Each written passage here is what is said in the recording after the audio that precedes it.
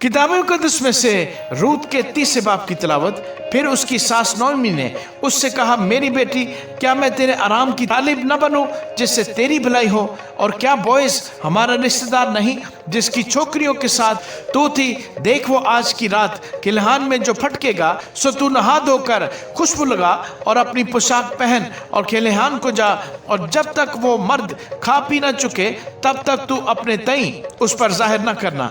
जब वो लेट जाए तो उसके लेटने की जगह को देख लेना, तब तू अंदर जाकर और उसके पांव खोलकर लेट जाना, और जो कुछ तुझे करना मुनासिब है वो तुझको बताएगा।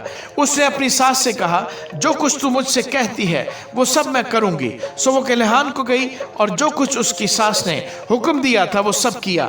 और जब बोएज खा पी चुका और उसका दिल खुश हुआ तो वो गल्ला के ढेर की एक तरफ जाकर लेट गया। तब वो चुपके आई और उसके पांव खोलकर लेट गई। और आधी रात को ऐसा हुआ कि वो मर्द डर गया और उसने करवट ली और देखा कि एक औरत उसके पांव के पास पड़ी है। तब उसने पूछा, तू कौन है?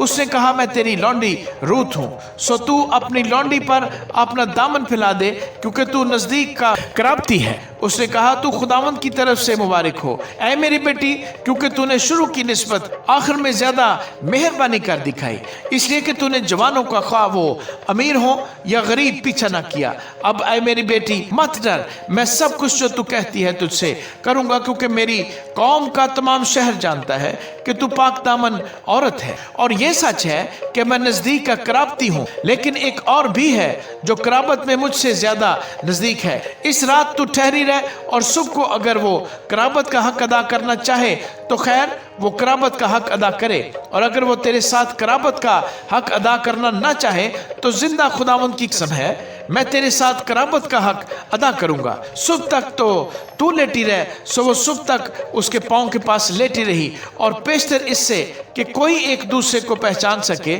उठ खड़ी हुई, क्योंकि उसने कह दिया था कि ये जाहिर होने ना पाए कि किलहान में यह औरत आई थी।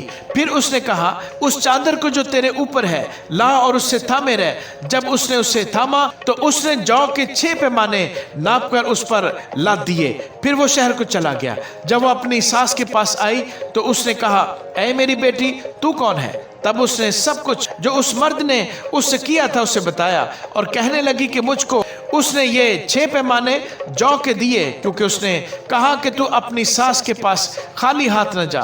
तब उसने कहा, ऐ मेरी बेटी, जब तक इस बात के अंजाम का तुझे पता न लगे तो चुपचाप बैठी रह, इसलिए कि उस शख्स को चैन न मिलेगा जब तक वो इस काम को आज ही तमाम न कर ले। आमीन।